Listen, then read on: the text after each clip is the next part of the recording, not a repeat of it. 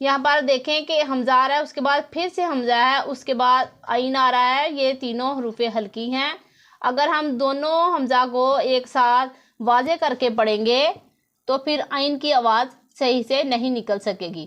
اسی لیے کہ سورۃ ہود میں ہے پارہ نمبر 12، صرف اسی ایک کلمے میں امالہ ہوتا ہے پورے قرآن پاک میں۔ امام حفص کی روایت کے مطابق ہم یہی پڑھیں گے کہ یہاں اس میں آپ دیکھیں کہ لام سے پہلے الف آ رہا ہے، لام کے بعد بھی الف آ رہا ہے، لیکن ان دونوں الف کو ہم نے نہیں پڑھنا۔ السلام علیکم، welcome to my channel online قرآن سیکھیں، اور میں ہوں فاطمہ حسین۔ آج ہم آپ کو سبق نمبر 20 میں متفرق قواعد میں سے تسہیل امالہ کے بارے میں بتائیں گے کہ تسہیل کیا ہوتا ہے، اسے کس طرح پڑھتے ہیں، اور امالہ کیا ہوتا ہے، اسے کس طرح پڑھتے ہیں۔ تو شروع کرنے سے پہلے اگر آپ ہمارے چینل پر نئے ہیں تو ہمیں لائک کیجئے، سبسکرائب کیجئے اور بیل کے بٹن کو دبانا نہ بھولیں تاکہ ہماری ہر آنے والی نئی ویڈیو آپ تک بآسانی پہنچ سکے، اور صدقہ جاریہ کی نیت سے، ثواب کی نیت سے شیئر کیجئے تاکہ کسی اور کا بھی بھلا ہو سکے۔ تو شروع کرتے ہیں اللہ تعالیٰ کے بابرکت نام سے۔ اعوذ باللہ من الشیطان الرجیم، بسم اللہ الرحمن الرحیم، اللہم صلی علی محمد وعلی آل محمد کما صلیت علی ابراہیم وعلی آل ابراہیم انکا حمید مجید، اللہم بارک علی محمد وعلی آل محمد کما بارکت علی ابراہیم وعلی آل ابراہیم انکا حمید مجید۔ تو جانتے ہیں کہ تسہیل کیا ہے۔ تسہیل کے معنی ہے نرمی کرنا۔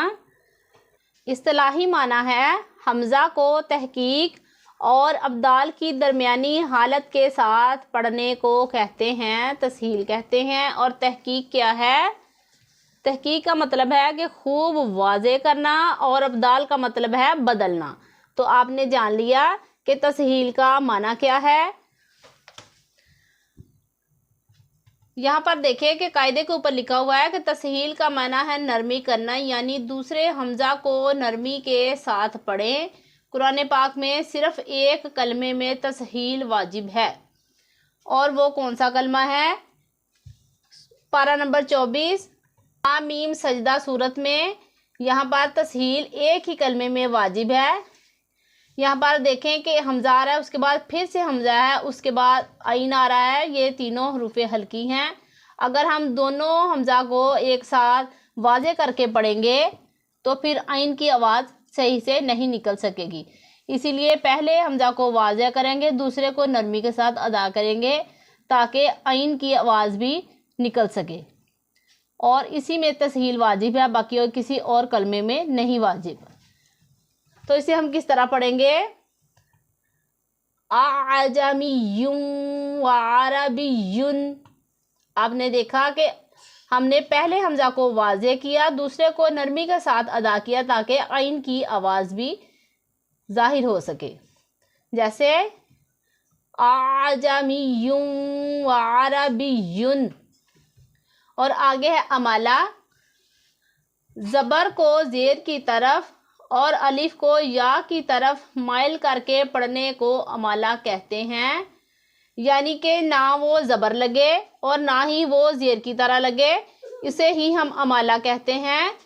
امالہ کی رے کو اردو کے لفظ قطرے، یعنی جس طرح قطرے را بڑھئے رے، یہاں پر لکھا ہے کاف تے قط رے بڑھئے رے قطرے، اسی طرح اس رے کو ہم پڑھیں گے قطرے کی رے کی طرح پڑھیں، یعنی ری نہیں بلکہ رے پڑھیں۔ یہاں پر دیکھیں سورۃ ہود میں ہے پارہ نمبر 12، صرف اسی ایک کلمے میں امالہ ہوتا ہے پورے قرآن پاک میں۔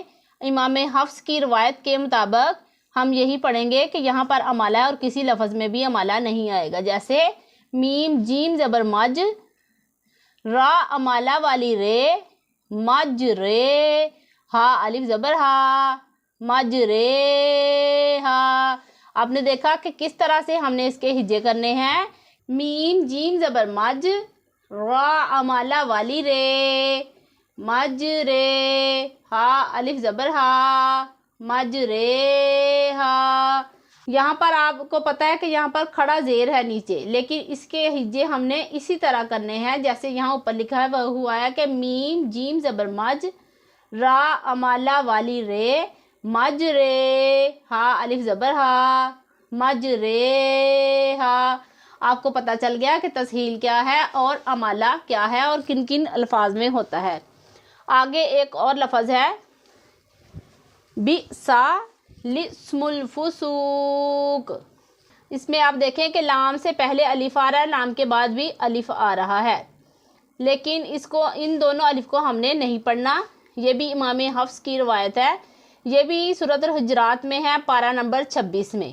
آپ یہ یاد رکھیں چھوٹے چھوٹے قواعد، تاکہ آپ کو کہیں پر بھی غلطی نہ لگے۔ تو اسے ہم کس طرح اس کے ہجے کریں گے؟ با حمزہ زیر بی، سین زبر سا، بی سا، لام سین زیر لس، بی سا لس، میم لام پیش مل، فا پیش فو، بی سا لسم الفو، سین واو پیش سو، بی سا لسم الفوسو، کاف پیش کو، بی سا لسم الفسوق۔ اس کے قواعد میں لکھا ہوا ہے کہ بی سا لسم الفسوق، اس کلمے میں لام سے پہلے اور لام کے بعد دونوں الف نہ پڑھیں، بلکہ لام کو زیر دے کر پڑھیں۔ یہاں پر لام کو ہم نے خود زیر لگا کر پڑھنا ہے۔ تو آپ امید کرتی ہوں کہ آپ کو آج کی کلاس کی اچھے طریقے سے سمجھ آئی ہوگی۔ اگر آپ کو کسی بھی لفظ کی سمجھ نہیں آئی کسی بات کی، تو دوبارہ سے ویڈیو کو رپیٹ کر کے دیکھیے، اور اگر ہماری ویڈیو اچھی لگی ہو تو لائک کیجیے، اپنی دعا میں یاد رکھیے، اپنا بہت سارا خیال رکھیے۔ اللہ حافظ۔